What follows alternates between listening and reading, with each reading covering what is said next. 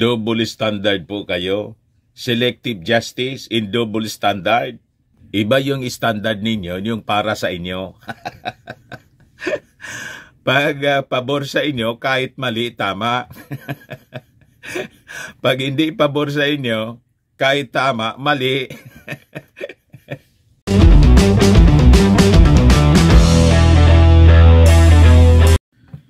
Yung mga followers, mga kababayan ni Inday, nagkasayad na yata mga kababayan.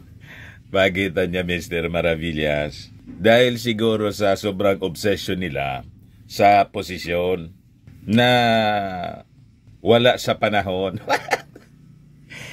Kasi yung election po, mga kababayan, napakatagal pa na sobra ng mga pagnanasa. Obses na obses, mga kababayan, para nang may mga sayad. Ipakita ko sa inyo itong isa sa mga rabid supporter ni Inday at ni Maudigs. Sabi niya dyan, yung sobrang tanga ka, kaya naniniwala ka na gusto agawin ni Sara Duterte ang pagka-presidente, halos luhuran nyo yung tao para tumakbo at makipag-alyansa sa inyo. Kung ano-ano yung mga pinopost po mga kababayan ng mga rabid supporter ni Inday. Inaano ba kayo? Bakit ganyan kayo mag-isip? Inaaway ba kayo ni Martin? Or ni President Bongbong Marcos? Sige ang tahi-tahi ninyo ng mga istorya, ng mga kwento. Kung ano-ano yung mga pumapasok sa inyong mga isipan, na bunga man lang ng inyong mga imagination. Ang tatabaan niya Mr. Maravillas ng mga imagination nito mga tao ito. Talaga po ang tataba, walang tigil po sila sa pagpo-post. Sige po ang pang-away. Parang yung hinahangaan nilang bansa, yung China, aggressor, bully. Sige po ang pangbuli. But before ko mga kababayan ibigay sa inyo yung full story ng mga pinagsasabi nitong mga supporters ni Inday, isa lang po ito. Click subscribe muna dito sa ating YouTube channel and hit the notification bell para lagi po kayong updated sa mga kaganapan dito sa ating bansa. Like and share na rin po ninyo ng ating video. At huwag na rin po ninyo mga kababayan na skip yung ating mga commercial ads para tuloy-tuloy lang ang pag-unlad ng bagong Pilipinas. Sa mga naghanap po ng malinis and spacious fitness gym, bumisita lang po kayo sa aming Colossal Fitness Gym. We also offer Grab Car Rental with our brand new 2023 model ng Toyota Innova. We also accept booking for those who are planning to travel via PAL and Cebu Pacific and bills payment for Meralco Bills, PLDT, etc. Ang Colossal Fitness Gym is located at 3rd floor Security Bank Building, Landco Business Park, Legazpi City, Albay. For inquiries, look for Gilon Maravillas, contact number 0966-802-0949.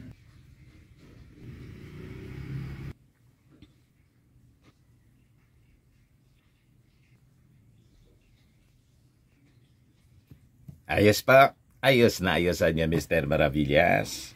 Ito pa yung isa. Isa ding praning.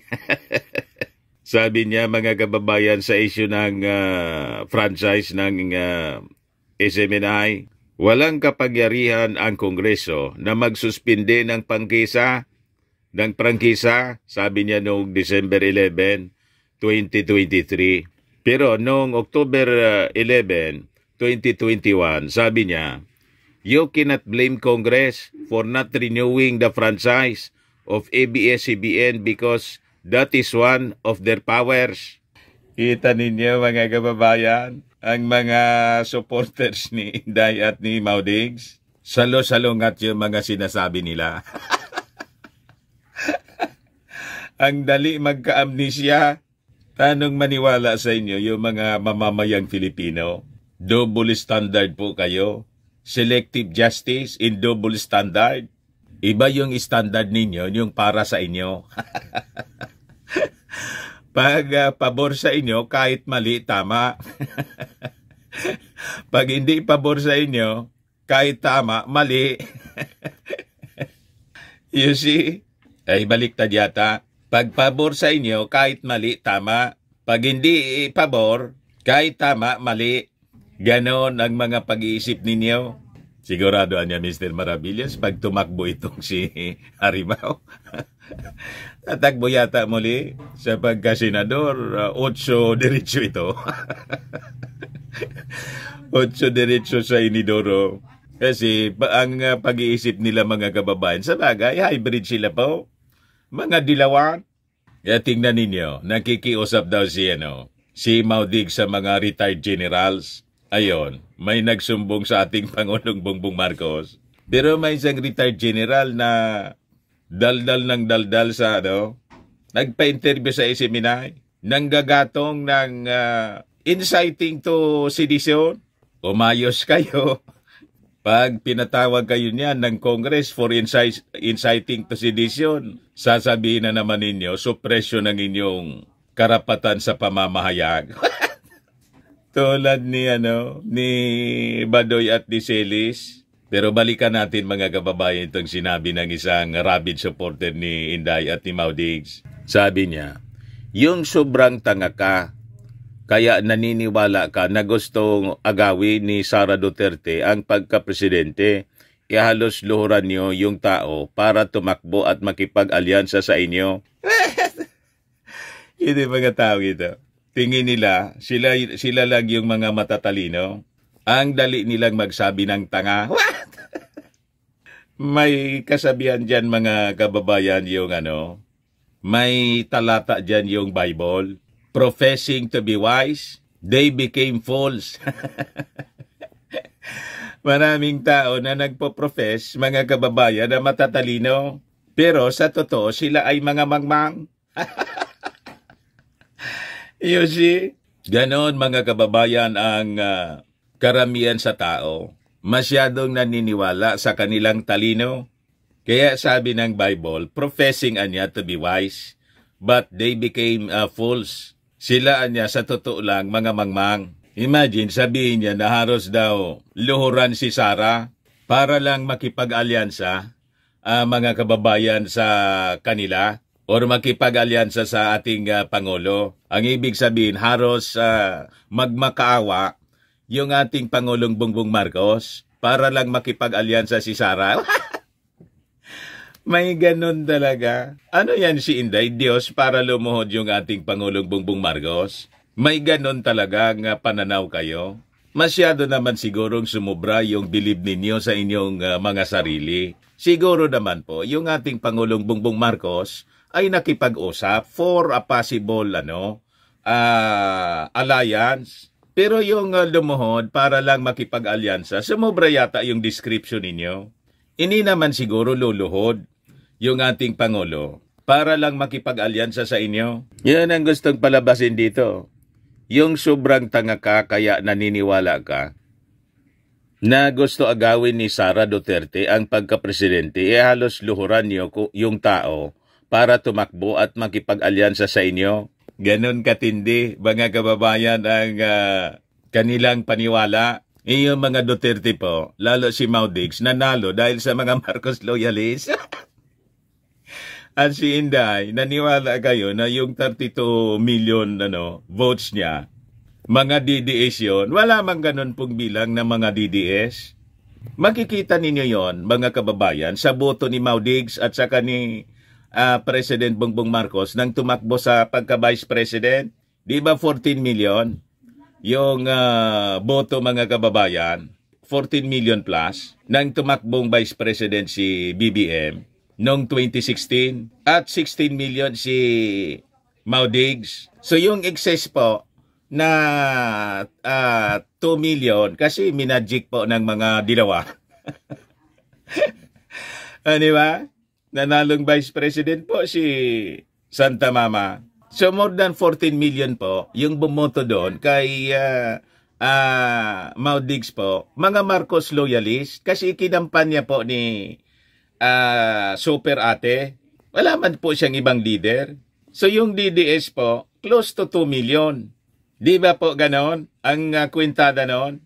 Ngayon, nung last presidential election, 32 million yung boto ni Inday. 31 million yung boto ng ating Pangulong Bongbong Marcos. Siyempre, lumobo na rin yung mga supporters ng Marcos. Yung 31 million doon, yun po ang mga Marcos loyalist. Yung excess doon na boto ni Inday, yun ang DDS. Ngayon, kung talagang yan ang paniwala ninyo, o di subukan na ninyong umiwalay. Tingnan natin kung mananalo si Inday. Kaya nga po si Inday hindi tumakbo sa pagkapangulo kasi tingin niya po matatalo siya. Di ba? Kasi kung naniniwala siya, mga kababayan na mananalo siya, presidente yung kanyang tatay, di ba? Di tumakbo na sana siya sa pagkapangulo. Hindi siya nakipag-alyado kay President, kay BBM po. Yun ang katotohanan yan.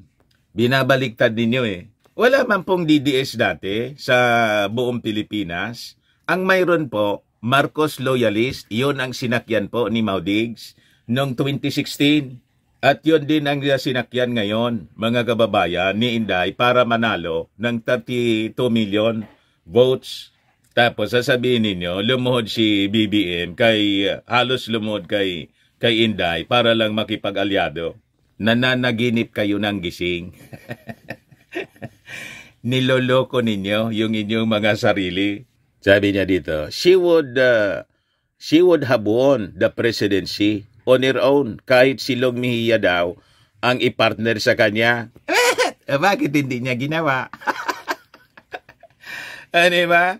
Maniwala sa inyo mga imagination. The fact na yung ran-sararan, hindi niya itinuloy. Malinaw sa kanilang isipan at sa inyo mismo, the mga supporters, na si Inday po hindi mananalo.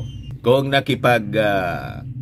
lumaban siya sa pagkapangulo at yung Pangulong Bongbong Marcos tumakbo sa pagkapangulo, siguradong BBM pa rin po yung panalo.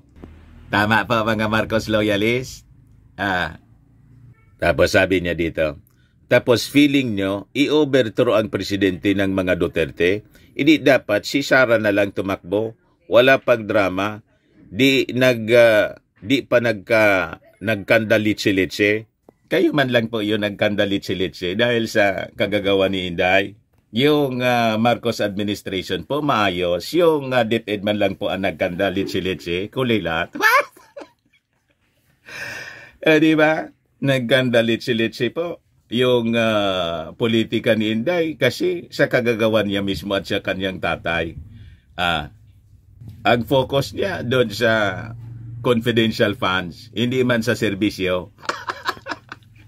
At yung nangaaway po, yung umatake ng umatake, kayo po, o diba, sino yung nanira po ang umatake sa Kongreso? Kung hindi po si Mau Diggs, si Martin ba yung umatake? Hindi man po kumikibo si Martin. Binabaliktad ninyo, yung style ninyo, para yung China. Binabaliktad lagi yung Pilipinas. Sila yung nangbubuli, sila yung aggressor, tapos sila yung pabiktim. Pari-parehas yung mindset ninyo. Sino yung nag-attempt sa Congress na ikodita si Martin Romualdez? O di ba si GMA? O si GMA, ano na yung nangyari nang ma-demote? Di ba sumaklulo si Inday? Nag-resign sa partido? Tinawag pa si Martin na tambalos-los. Ngayon, sino yung nang-aaway? Sino yung nag-attempt? Tapos sasabihin ninyo, walang gustong mag-agaw. Malinaw yun sa isipan ng administrasyon na pag natanggal si Martin, may mag-a-attempt po. Lalo si Hilo Garci po, mga kababayan, may masamang reputasyon ng pang-agaw. Diba? At barkada ni Inday. Malinaw po yon sa isipan ng mga mamamayang Filipino. Huwag kami. Tapos sa kapraningan ninyo, inaaway-away ninyo ang mga Duterte kahit walang kasalanan, ginawan nyo ng istorya, nagpapaniwala kayo sa kahit kanino? Kita ninyo, baliktad yung istorya. Yung mga Duterte daw yung inaaway-away. Sino ba nang-away sa mga Duterte? Napakalinaw sa chronology of events kung sino yung nang-aaway. Kampanya pa lang, inaaway na ni Digong yung si BBM. Tinawag na gumaganon. At weak leader, hindi man sumuporta. Kung ano-anong pag-insulto. O, sumagot pa yung ating Pangulo? Hindi po. O, sa Kongreso, sino yung nang-away? Tinawag na pinakang bulok yung Kongreso kung hindi po si Mau Diggs. Kaya nga po, tingnan ninyo, na sadlak sa problema, nadamay pati SMNI. Kayo yung may gawa ng mga problema ninyong kinakaharap, tapos binabaliktad ninyo. Sabi niya dyan, nakakapraning talaga pag di sure sa sarili. Kung ano-anong chismis ng kudita, pinakakalat niyo, tapos ngayon kung ano-anong ICC pinangtatakot ninyo. Scriptwriter yan, as if you would even be here without Sara Duterte. Yung chismis ng kudita po, nagsimula niyan si Mau Diggs. Sa yung nanawagan ng civil disobedience, sa nananawagan sa mga sundalo at pulis na mangialam. Kaya nga nag-warning yung ating armed forces. Sabihin ninyo, chismis. Kung chismis siya, di ang nag-chismis po niyan ng kudita, si Mau Diggs, yung kampo po ninyo. At yung issue po sa ICC, nagsimula niyan yung mga makabayan, congressmen, yung makabayan, dati ng kalaban po ni Mau Diggs. At sinasabi ninyo ang ginagawang pantakot. O bakit? Natatakot ba kayo? Di ba matapang kayo? So anong pinoproblema ninyo sa ICC? Di ba sinabi ng inyong patron na si Mau Diggs na hindi siya natatakot dito sa ICC? O, ngayon, ang tanong, bakit natataranta kayo ngayon? You see? Tapos sa Panguli, sabihin ba naman na as if you would even be here without Sara Duterte? So ang ibig sabihin mga kababayan na without Sara, hindi mananalo yung Marcos. Wala pang Duterte, may Marcos na po. Wala pang DDS, may mga Marcos loyalist na po. Nauna sila. Kaysa sa inyo, ngayon lang po kayo. Huwag kami. Yung mga Duterte ang nakisakay sa Marcos. Yun po ang katotohanan. Never po na ang Marcos makisakay sa Duterte. Tama? Ayan man lang po, mga kababayan. Alam nila kasi na mahirapan sila sa 2028. Matagal pa po ang 2028. Sabi nga ng ating Pangulo, kung gusto mong tumagal sa politika, ang best politics po is performance. Magpakita muna kayo ng performance sa trabaho. Hindi yung daldal dito, daldal doon. Lahat lang propaganda, paninira. Pagkatapos, babaliktarin ninyo na kayo yung sinisiraan. Ang sinisiraan po, kumbaga, nasisira po kayo, yung mga Duterte, ang sumisira sa kanila, yung kanilang mga bibig, yung kanilang mga actions. Self-destruction po yung ginagawa nila. Wala pong naninira sa kanila. Kami rito, kumbaga, nagkikwento lang ng kanilang mga ginagawang paninira sa kanilang sarili. Kinikwento namin yung kanilang self-destruction. As a journalist, hindi namin, kailangang siraan kayo. Kasi kayo na mismo yung gumagawa ng inyong kasiraan. Tama po? Baga lang gusto ninyo po itong itry. Firmax Firming and Lifting Cream. Pinapahid po sa mga pulses in affected area. Mainam po sa paninigas ng mga kaso-kasuan. Ito naman po, Automax Radiant Serum. Sa mukha naman yung application. Anti-aging po siya. You will look 10 years younger than your age. Sa mga cancer patients naman po, baka lang gusto ninyo itong itry. name siya red mixed fruit drink. Hindi man po siya gamot, food supplement siya. Kaya lang, gawa siya mga kababayan sa goji berry. Yung goji berry may anti-cancer properties. Ayos po. Yung mga inquiries ninyo, dumiretso na lang kayo sa aming messenger sa Facebook para masagot namin agad. Ako po si Dante Maravillas. Bye-bye po. God bless.